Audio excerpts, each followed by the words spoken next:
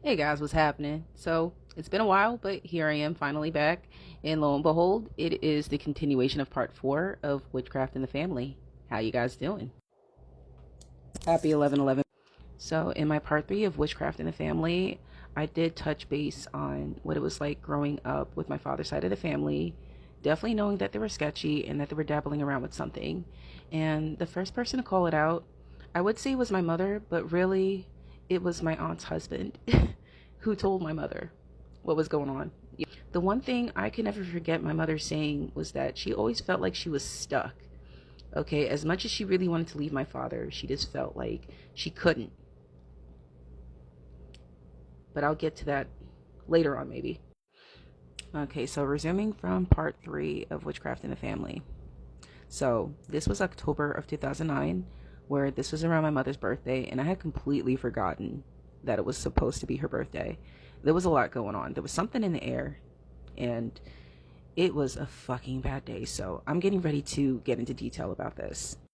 So, on that morning, both of us looked like we were really stressed out. We didn't say anything to each other, but little did I remember was that it was my mother's birthday. Really should have wished her a happy birthday, but both of us were stressed out. So, where the first thing that came into mind was that I wanted to call my ex-boyfriend that I was dating at the time just to see if he would come over.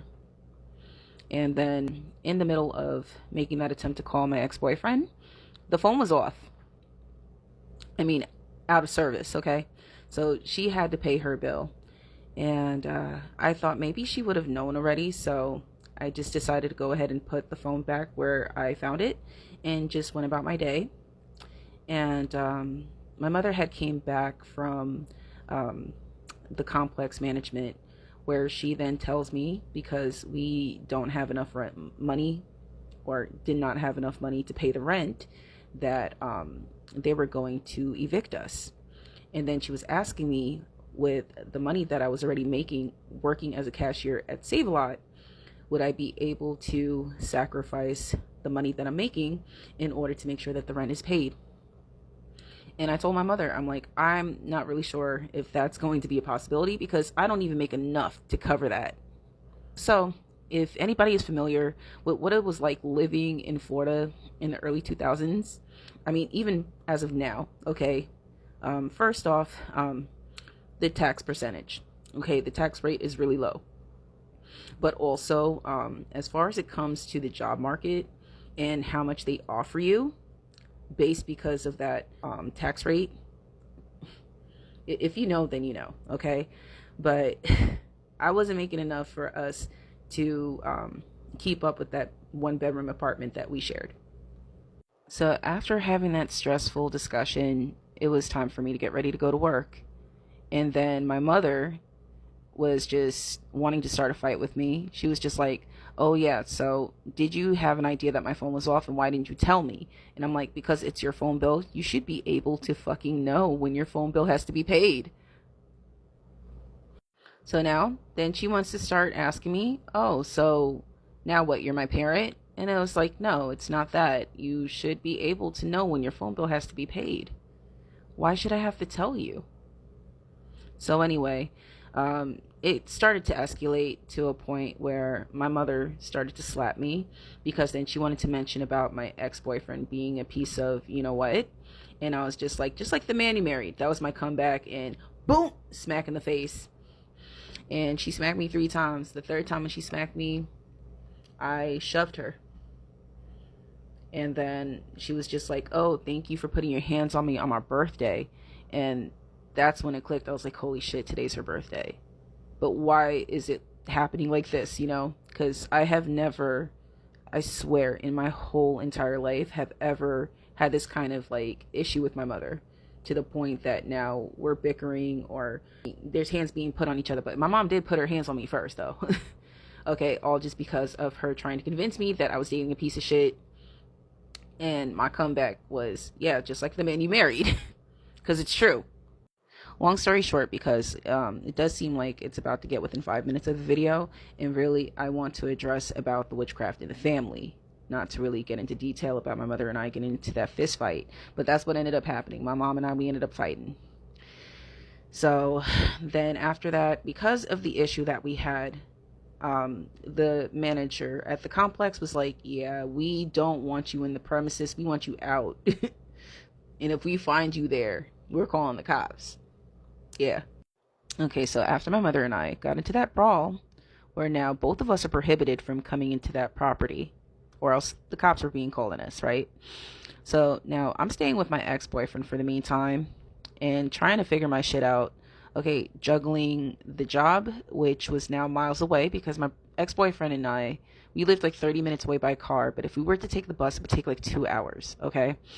So, yeah, we were living a pretty far distance, okay? I'm talking about Hollywood, Florida, and my ex-boyfriend lives right by like Pompano Beach.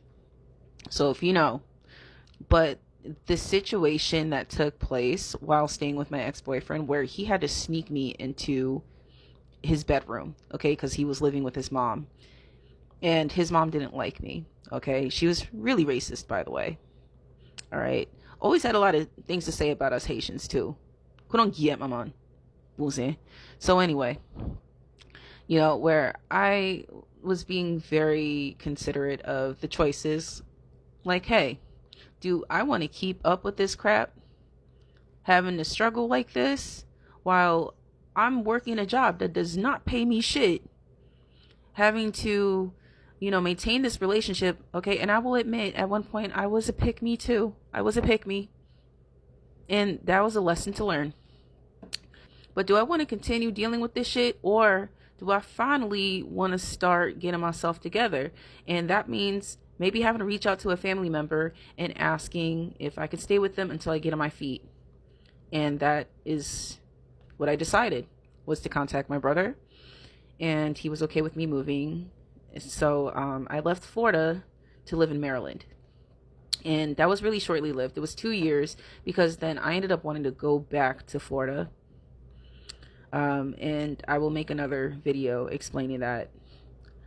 But really, okay, just to fast forward all this shit, okay, but what really started to kick in gear was when I moved back to New York for the first time. And this was after the incident with my ex-boyfriend and I, where I ended up beating the crap out of him. I ended up in jail for 10 days, and then I was bailed out.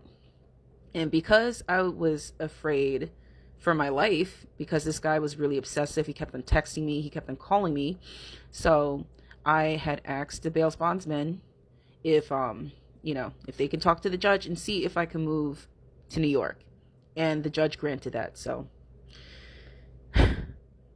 But what really kicked into gear was when I moved back, because when my mother, okay, was dealing with my father, where he was working at the time, but also his family was also doing some shit to my mother.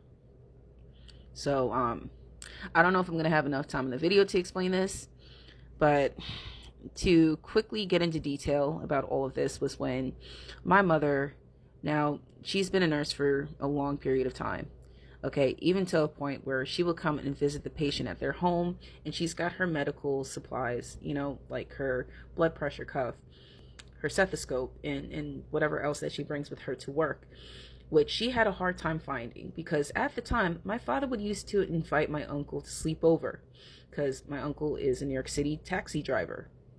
So there would be times that he would not be able to drive all the way back to, I can't really say what.